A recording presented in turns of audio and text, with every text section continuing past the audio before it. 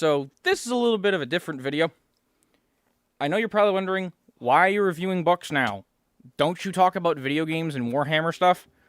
Yes, I do, and that will continue to happen. But sometimes I end up reading something or coming across something that I just think is interesting and want to make a video about, because inspiration is a wonderful thing.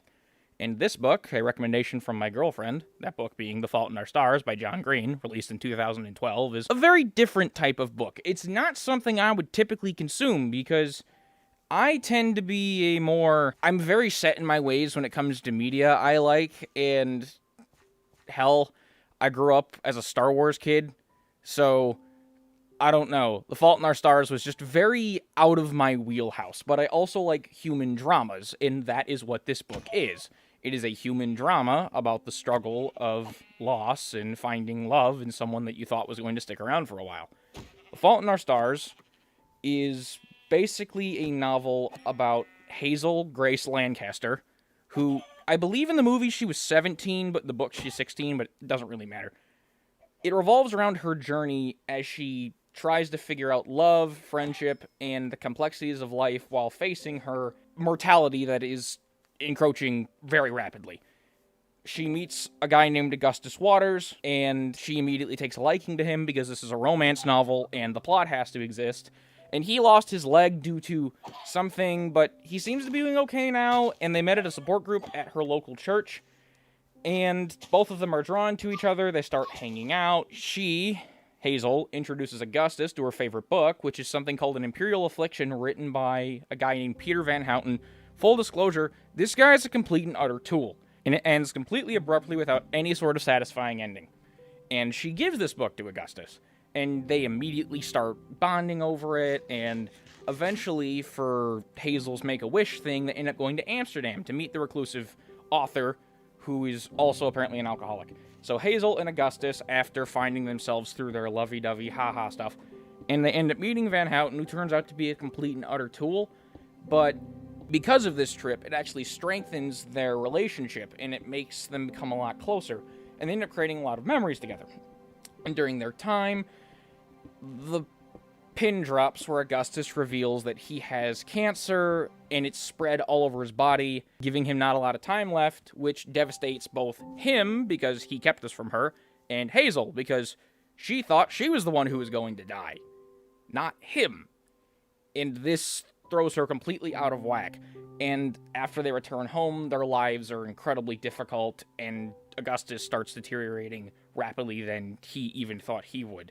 And Hazel does her best to try to support him and cope, but she's afraid of losing him, he's deteriorating, and things are going really, really bad. And eventually, Hazel deals with the loss of Augustus. He straight up dies, and she's struggling to come to terms with her own loss in her life. And in the aftermath of this, she must learn to navigate the emotions of grief and find a way to deal with living with her life without the forever that she had within a numbered amount of days.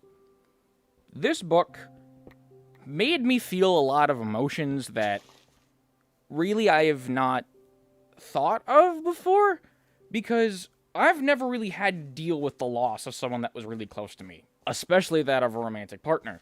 And I cannot say how I would feel in this situation. I know I'd feel sad, but I don't know how I would cope. I don't know how I would deal with this. And the fact that her mortality was the complete focus in her mind, and then Augustus's death comes as a complete shock to her out of nowhere, it's very gut-wrenching. The book itself is literally a thematical analysis of mourning in depth in the eyes of a child. She's dealing with her own mortality. She's dealing with the mortality of her partner. She is dealing with death all around her. And the fact that this exists in a teenage-friendly romance novel is both impressive to me and unexpected. I wasn't expecting that. I wasn't expecting it to have as much depth that it did.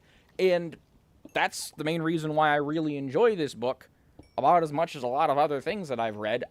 When I first finished reading it, I was like, this is good. As time has gone on, it has gotten more appealing, and I actually consider it one of the better books that I've read in my life. this book deals with a lot of themes. Mortality and the fragility of life, love and connection, the search for the meaning within Hazel and Augustus' relationship, as well as finding meaning in their lives as separate people, loss, grief, etc. It's very loaded. It's expected given the subject matter, but let's be honest here.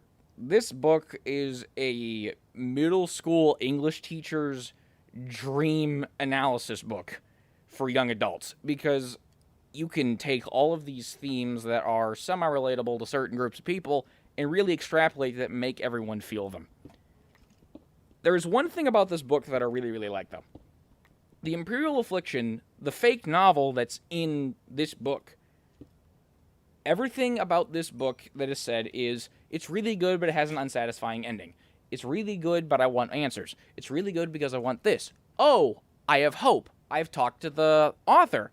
Wow, that's great. I can get answers. Oh god, he's a douche nozzle.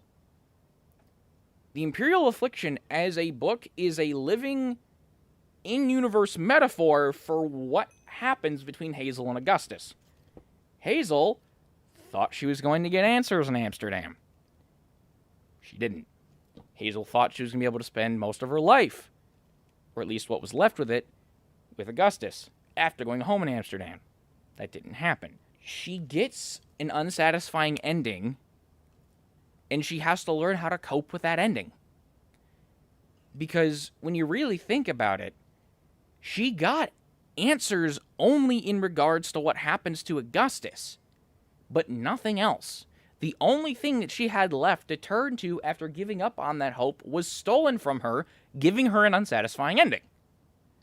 To me, while that is a very, albeit generic, metaphor thing that a lot of books and stories in general do, it's well executed here, and I really appreciate it. Van Houten, as well, is a complete tool, but he's written to be, and he's a well-written, not necessarily villain, but he's an unlikable, likable character.